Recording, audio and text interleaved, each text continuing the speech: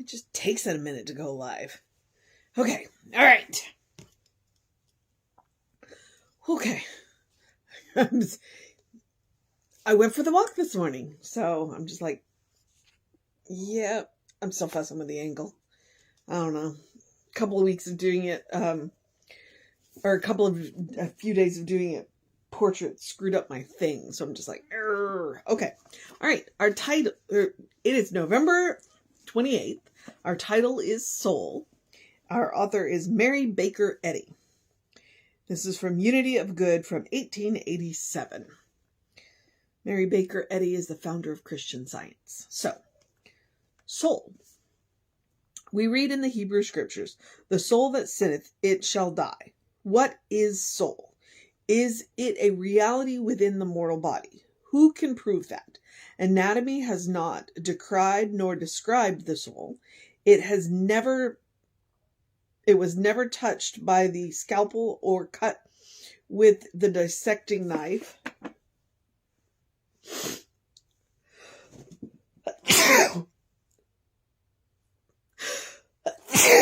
Sorry.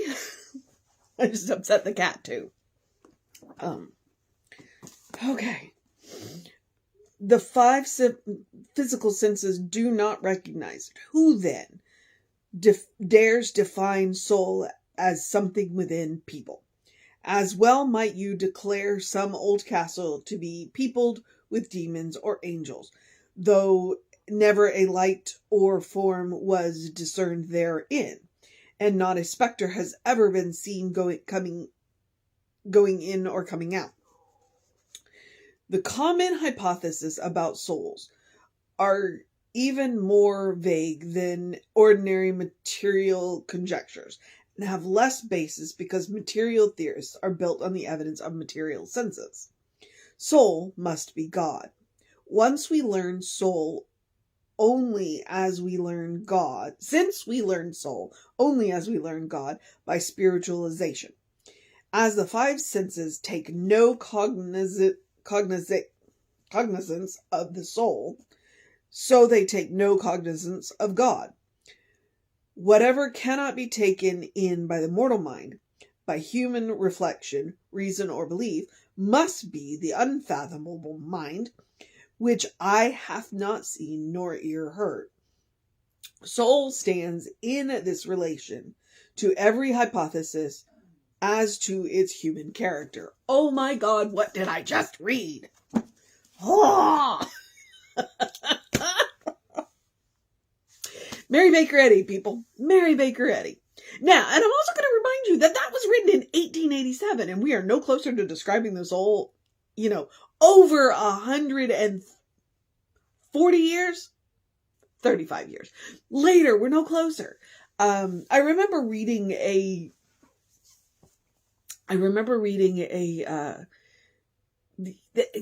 I've read like near-death experiences and things like that. And one of the things they were doing was that they were weighing bodies at the time of death. Like as people were dying. And they were like, there's this micro, change. And that's the soul leaving the body. Mary Baker Eddy, and I would argue probably all of the New Thought teachers teach the same thing. The soul that we use isn't ours. It is God, literally. What we have done is individualized a piece of the soul for ourselves. That's where the infinite can blow your mind. It's not a great movie. I love Brendan Fraser, but it wasn't a great movie. And I want to tell you that it's Bedazzled. But it stars Brendan Fraser and Elizabeth Hurley. And the premise of the movie, and I've talked about it before, anytime the subject of the soul comes up, I generally will reference this movie, which would you'd think behooved me to remember the name of the movie. But in it, Brendan Fraser plays a man and Elizabeth Hurley plays the devil. And Brendan sells his soul to the devil to get a girl. And she runs him through several lifetimes. And in each lifetime, he still fails to get the girl. And at one point in one of the lifetimes, and it's towards the end of the movie, he winds up in jail. And I forget the rapper, but it was a rapper at the time. And it would be a name that you would know. And he's dressed all in white, sitting on the bottom bunk. And they have this conversation about, Brendan admits that he sold his soul to the devil and why. And the rapper's like, you can't sell what you don't own. You know, that soul of yours is God. You know, it's your connection to God. It's not, you can't sell it because, you know, it doesn't, you don't own it. And it's this beautiful little moment in the movie that, because Brendan's character is just broken and just, you know, defeated. And he has this conversation with the you know, and the person in the cell with him, which you later realize is God, you know. So he has this conversation with God, and he's like, you can't sell what you don't own. So, you know, don't worry about losing your soul. You can't. You know, that soul doesn't belong to you. It's just something that you are using. It belongs to something bigger than you. And that is what we want to, that's what I think of when I think of the soul. I don't own the soul. I use the soul. I have taken a tiny little, the spark of me has taken the tiny little part of, and that's one of the reasons why I will occasionally use the divine splinter. I've taken this tiny little splinter of the soul, or Emerson would call it the oversoul, and I have individualized it into myself. And everybody else has done the same thing. And what the cool thing about that is, because it doesn't exist in the mortal body, because it belongs to something that is not bound by time and space. And that's the basis of eternal life. You know, the soul is not connected to the material body. Or if it is at all, it's loosely connected. You know, it's not, it may even be I don't know, it's the genesis, the spark. It's that connection between us and God. It's the connection between us and life. But it's not ours. And that, it sounds weird, but it's really what gives me hope. It's really what gives me hope, that each and every one of us have this individualized little center of God. It's, you know, that God has made this space for me and made this space for you and allowed us to come in and decorate it the way we want. You know, at no time has God ever said, well, you know, that belief doesn't work, or that idea is wrong. You know, God gave us this gift of this part of the soul that's still connected to the whole soul. You know, God didn't break off a piece and put it in the material body. God, it's still part of that whole side. And here's where we start to sound crazy. So, but that's what New Thought teaches about the soul. That it's not ours. That it is part of the oversoul that we have individualized. And that is the basis for our belief in everlasting life. And it is also the basis in our belief in our power, our presence, our love, our ability to, you know, be the mind of God. Because it's coming through that, the soul. It's coming through the soul. Yeah. So it's just one of those topics. It's just one of those topics. I will agree with Mary Baker Eddy, though. I'll disagree with her. You can use the five senses to get to know God, but not the whole story. She's right. What she's calling spiritualization, that's the meditation, that's the treatment, that's the prayer, that's the affirmation. That is not material world. You can start to learn about God in the material world. Absolutely. I'm an anthropologist. My undergraduate degree is in anthropology. And when you look around the world, you see all of the ways that people believe in God. All of the ways that people represent God, all of the way, and it's incredible. And so you can absolutely use your five senses to start. But if you really want to get to know the soul, you really want to get to know what the soul is, and you really want to get to know what God is, then you are going to have to do what she calls spiritualization.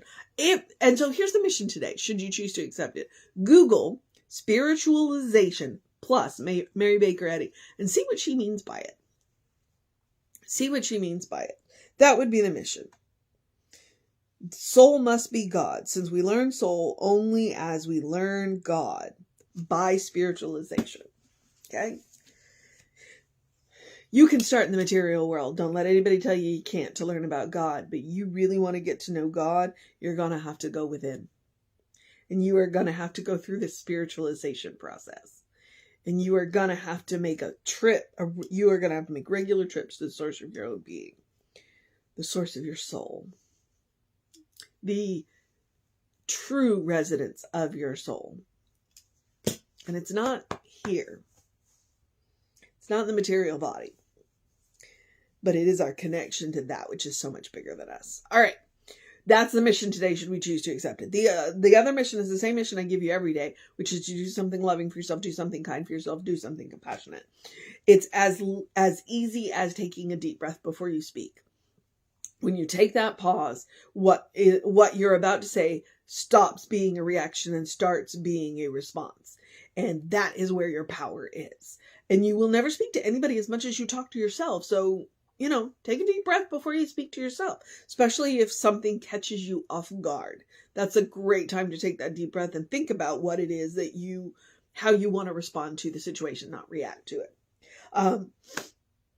Take a walk, take a nap, take a break. There are so many other different ways to be loving, kind, and compassionate. My ultimate goal is that everything you do for yourself and others is loving, kind, and compassionate. Because trust me, even in the difficult stuff, even in the hard stuff, there are ways to be loving, kind, and compassionate. So I challenge you to find them.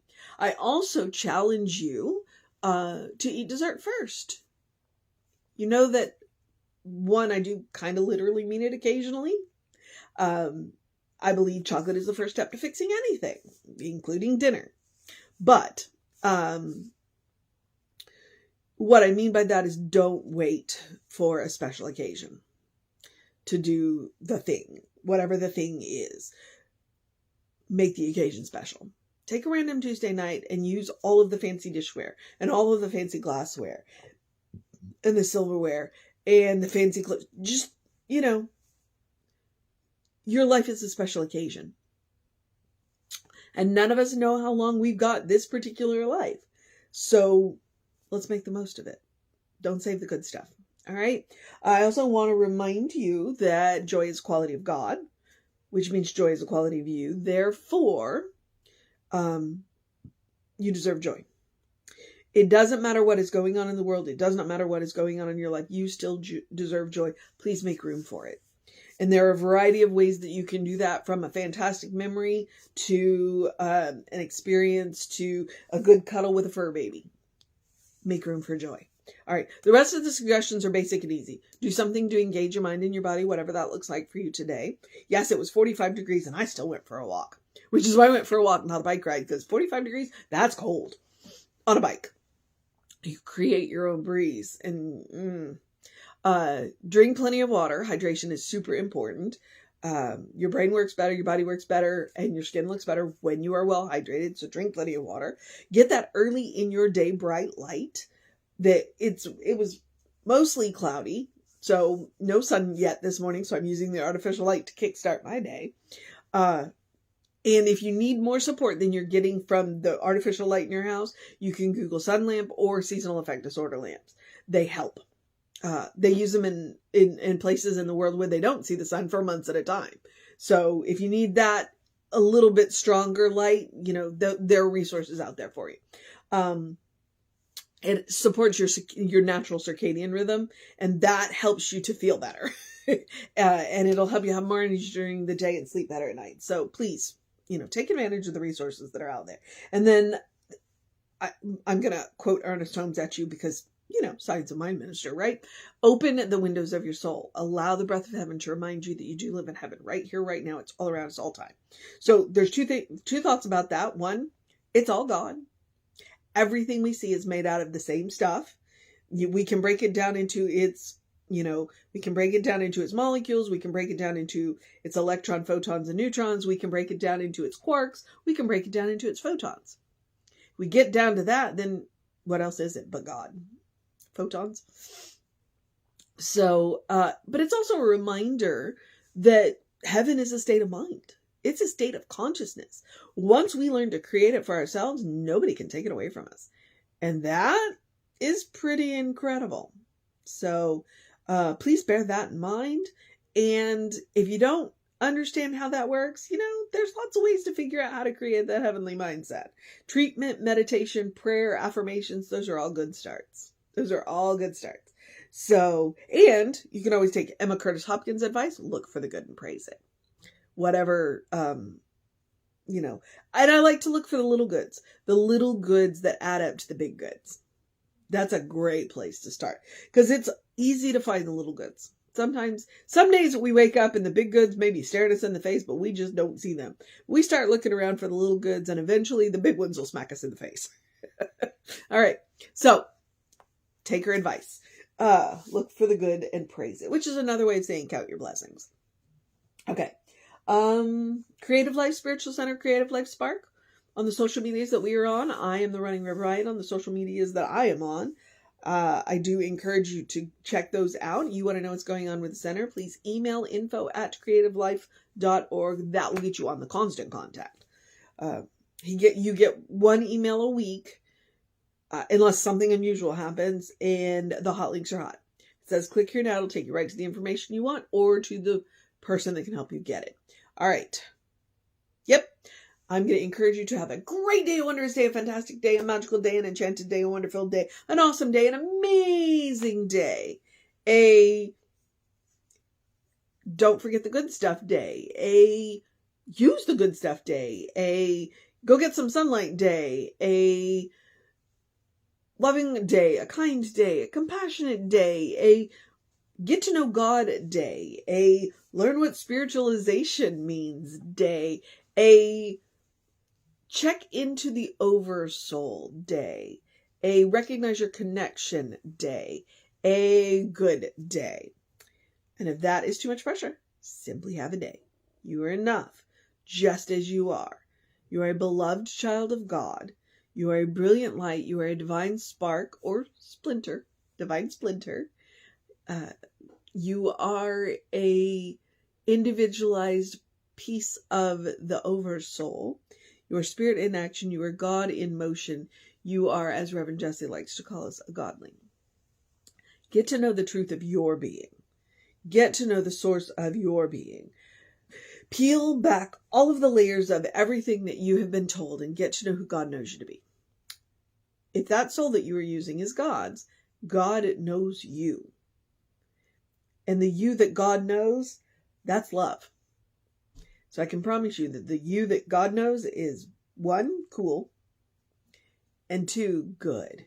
And that's where we want to start. All right? All right, beloveds. Reverend David should be on around 5 p.m. with you. I'll be back with you around 9 a.m. Although, honestly, I'm hitting 9:15, so, here we are. Take care of yourself. Know that you are loved, and I will see you next time.